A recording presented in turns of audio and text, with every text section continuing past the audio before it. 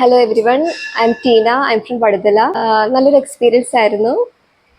പിള്ളേരുടെ ബിഹേവിയറെ പറ്റി മനസ്സിലാക്കാൻ പറ്റി. 3 തരം ബിഹേവിയർ ആണുള്ളത്. ഓക്കെ, അപ്പോൾ അത് എങ്ങനെ നമ്മൾ അതിനെ ഡീൽ ചെയ്യണതിനെ പറ്റിയിട്ട് മനസ്സിലാക്കാൻ പറ്റി. നല്ലൊരു എക്സ്പീരിയൻസ് ആയിരുന്നു. Thank you.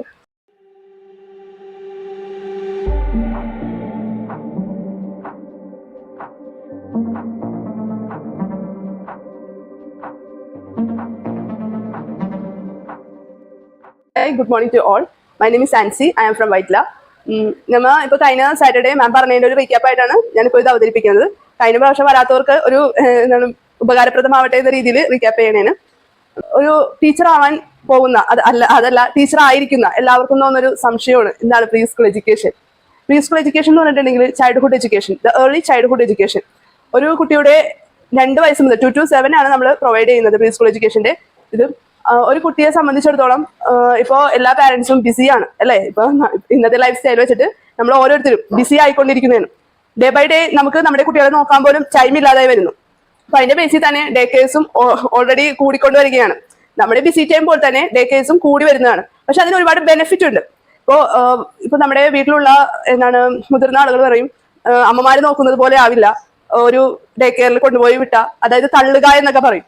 പക്ഷേ കുട്ടികളിൽ ഒരു 2 to 7 ഇയേഴ്സിൽ കുട്ടികൾക്ക് കിട്ടുന്ന ഒരുപാട് ബെനിഫിറ്റുകൾ ഉണ്ട്. അത് ചിലപ്പോൾ വീട്ടിൽ നിന്ന് കിട്ടിയെന്ന് വരില്ല. ബിസി ആയ ഒരു പാരന്റ്സിൽ നിന്ന് കുട്ടികൾക്ക് കിട്ടാത്ത പലതും നമുക്കൊരു പ്രീ സ്കൂളിൽ നിന്ന് കിട്ടാം. ഒരു 2 ഏജിലൊക്കെ. അപ്പൊ എല്ലാവരും ചോദിക്കുന്നത് എന്തുകൊണ്ട് 2 ഏജിൽ കുട്ടികളെ കൊണ്ടുപോയിട്ട് ഇവിടെ പ്രീ സ്കൂളിൽ ആക്കുന്നു എന്ന് ചോദിച്ചാൽ അതിനുള്ള ഏറ്റവും വലിയൊരു ഉദാഹരണമാണ് കുട്ടികളുടെ മൈൻഡ് എന്ന് പറഞ്ഞിട്ടുണ്ടെങ്കിൽ ഒരു സ്പോഞ്ച് പോലെയാണ്. എല്ലാം അബ്സോർവ് ചെയ്യും. നമ്മുടെ ഗുഡ് ആൻഡ് ബാഡ് എല്ലാം നമ്മൾ ഇമിറ്റേറ്റ് ചെയ്യണേണ് അവര്. അപ്പൊ ആ ഒരു സ്പോഞ്ച് പോലെ നമ്മളിപ്പോ ഒരു വെള്ളത്തിൽ ഒരു സ്പോഞ്ച് ഇട്ട് അതിൽ എത്രത്തോളം വെള്ളം വലിച്ചെടുക്കുന്നു അത്രത്തോളം കുട്ടികളുടെ ബ്രെയിനിൽ നമ്മൾ ചെയ്യുന്ന എല്ലാ കാര്യങ്ങളും അവര് അബ്സോർബ് ചെയ്തുകൊണ്ടിരിക്കുകയാണ്. അപ്പൊ ഏറ്റവും നല്ല ഒരു പ്രായം എന്ന് പറയുന്നത് 2 to 7 തന്നെയാണ്.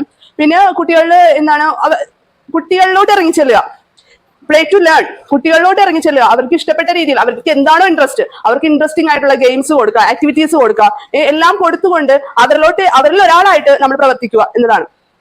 കുട്ടികളുടെ 5 ഓർഗൻസ്, ഇപ്പൊ ഐസ്, ഇയേഴ്സ്, ചങ്ക്, പിന്നെ സ്കിന്ന്. അപ്പൊ ഇതിലൊക്കെ ഇതിന്റെ പ്രവർത്തനങ്ങൾ ദൃഢമാവുക എന്ന് പറയും. ഇപ്പൊ നമ്മൾ ഇപ്പോഴത്തെ പാരന്റ്സിന് സാൻഡിലൊക്കെ കളിക്കുമ്പോൾ പിള്ളേരെ വഴക്ക് പറയും, ആദ്യം കളിക്കാൻ പാടില്ല. പക്ഷെ ഇല്ല, സാൻഡിലൊക്കെ അവർ കളിക്കണം.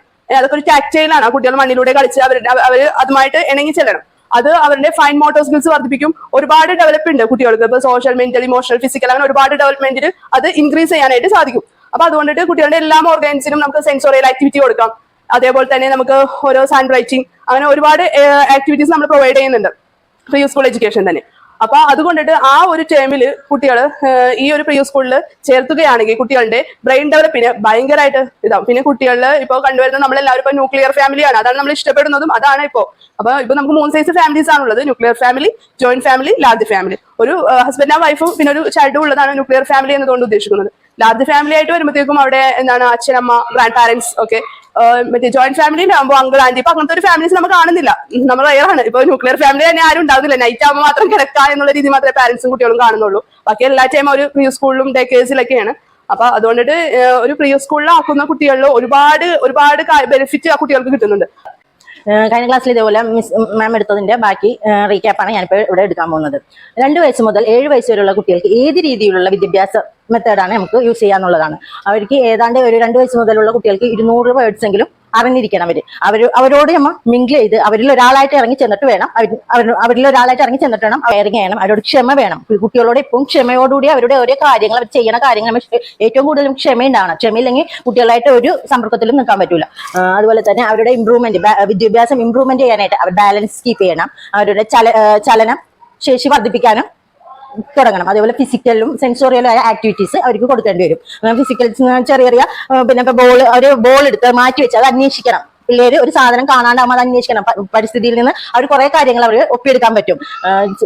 കുട്ടികളിൽ നിന്ന് പിന്നെ അൺകോൺഷ്യസ് ആൻഡ് അബ്സോർബൻ മൈൻഡ് ആണ്. അവർ അബോധാവസ്ഥയിലാണ്. പക്ഷെ അവര് എല്ലാം അബ്സോർബൻ ആണ്. പെട്ടെന്ന് അവർ ഒപ്പിയെടുക്കും. നേരത്തെ മിസ് പറഞ്ഞ പോലെ തന്നെ 5 സെൻസ് ഓർഗൻസ് ഇംപ്രൂവ്മെന്റ് ചെയ്യേണ്ടാണ്. അവരുടെ ഓരോ ആക്ഷൻസും നമ്മൾ നിരീക്ഷിച്ചുകൊണ്ടിരിക്കണം. എന്നാലേ അവർക്ക് ഇപ്പൊ നമുക്ക് ഒരു പാട്ട് കേട്ടിട്ട് ആ പാട്ട് അവർ ആസ്വദിക്കുന്നുണ്ട്, അത് കേൾക്കുന്നുണ്ടോ, ഒരു ഹിയറിംഗ് വർക്ക് ചെയ്യുന്നുണ്ടോ എന്നൊക്കെ അറിയാൻ വേണ്ടി അവരുടെ സാധനം കണ്ട് ഒരു കളർ ഉണ്ട്, ആ കളർ പിള്ളേർ ആകർഷിക്കുന്നുണ്ടോ, അവരുടെ ഐ വർക്ക് ചെയ്യുന്നുണ്ടോ എന്നൊക്കെ അറിയാൻ വേണ്ടി അത് നമ്മൾ നിരീക്ഷിച്ചുകൊണ്ടിരിക്കണം പിള്ളേരുടെ ഓരോ കാര്യങ്ങൾ. പിന്നെ പിള്ളേര് 4 വയസ്സ് മുതൽ 7 വയസ്സുള്ള പിള്ളേർക്ക് ആകുമ്പോഴത്തേക്കും അവരുടെ ഭാഷ ലെവൽ ഇമ്പ്രൂവ്മെന്റ് ചെയ്യും. അവർ ഗ്രാമർ ഒക്കെ ഗ്രാമറോടുകൂടി ആയിരിക്കും അവർ ഭാഷകൾ സംസാരിക്കുന്നതും. അവർക്ക് വായിക്കാനും എഴുതാനും കൗണ്ട് ചെയ്യാനും ഒക്കെ അവർക്ക് സാധിക്കും 7 വയസ്സുള്ള പിള്ളേർ വരെ.